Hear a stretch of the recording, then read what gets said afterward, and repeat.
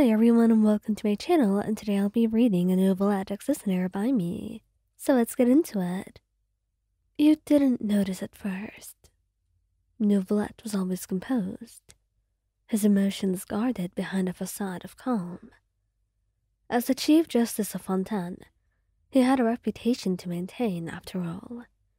You respected that about him, admired how he carried the weight of the nation's expectations on his shoulders, without any complaint. But lately there was something different. It all started subtly. Longer pauses between his words, a slight rasp in his voice, a heaviness in his gaze that you couldn't quite place. He dismissed it as exhaustion, the strain of overseeing countless trials and balancing Fontaine's delicate peace. You wanted to believe him, to take his words at face value, but the gnawing feeling in your chest said otherwise. Then came the coughing. It was quiet at first, just a small clearing of his throat here and there. You didn't think much of it. Everyone had their off days, but as time passed, it grew worse. His coughs became more frequent, harsher, until they echoed in the quiet of his chambers, filling the space between you with a tense, uncomfortable silence. "Neuvillette," he finally said one evening as you shared a quiet moment together, by the fireplace in the study. He had just finished a particularly intense bout of coughing, and you could see the fatigue etched into his features. "You need to see a healer of some sort. This isn't just exhaustion." He looked at you then, his pale eyes holding yours with an intensity that made your breath catch. "It is nothing to worry about," he assured you, his voice steady, but too even and too controlled. "I have a lot on my plate, but I am managing." You frowned, unconvinced. "But you're not—" "Please," he interrupted, his tone softening as he reached out to take your hand. The warmth of his fingers against yours was comforting, yet there was a chill beneath that made you shiver. "Let it go, for now." You bit your lip, torn between pressing further and respecting his wish for privacy. "All right," he finally whispered, giving his hand a gentle squeeze. "But if it gets worse, you promise to tell me?" He hesitated for the briefest moment before nodding. "I promise." But the promise was empty, because right in front of you, days passed and you watched his condition worsen. He became more withdrawn, spending longer hours alone in the study, avoiding your concerned gaze.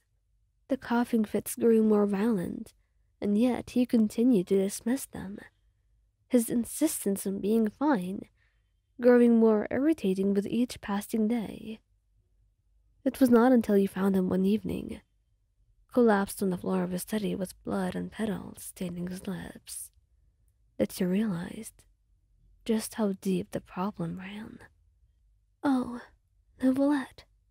You dropped to your knees beside him, your heart pounding in your chest as you cradled his head in your lap. "Oh God, what happened? We need to get you help." His eyes fluttered open, his breathing shallow as he tried to push himself up.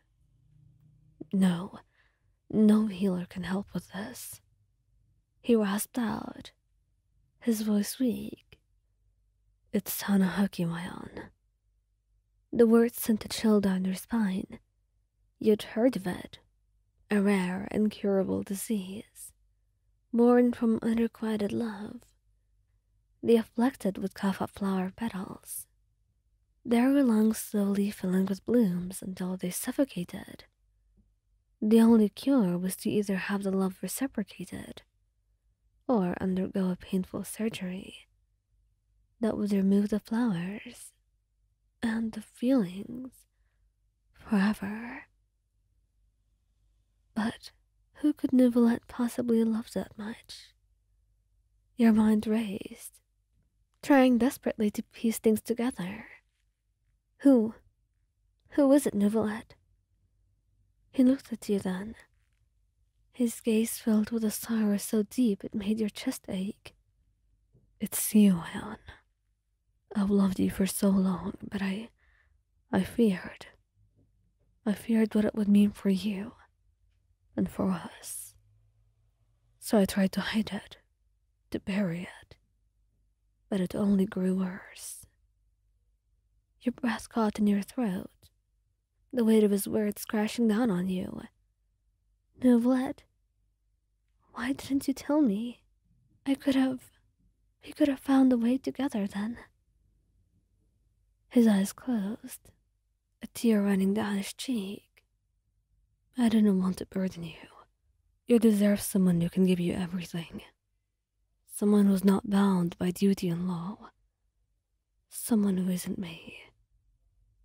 Don't you dare say that, you whispered fiercely, your voice trembling. You're everything I've ever wanted, Neuvillette. I love you too. I love you so much it hurts. And it hurts to see you like this. He opened his eyes, his expression one of disbelief. You love me? He nodded, your tears falling freely now as you pressed your forehead to his. Yes, I love you. I always have. For a moment, there was only silence between you, broken only by the crackling of the fire and the quiet sounds of his labored breathing. Then slowly, you felt his body relax in your arms, the tension and pain easing as your words sank in. I never even allowed myself to hope. You welled up, holding him closer. Neuvillette, I love you so much. And you're the dumbest, kindest dragon that I've ever seen. I'm the only dragon you've ever seen, Wyon. That still doesn't make a difference, you said through your tears. And he smiled, because right now, everything would be well, because he knew now just how much you loved him, and that there was no reason to hide anything at all.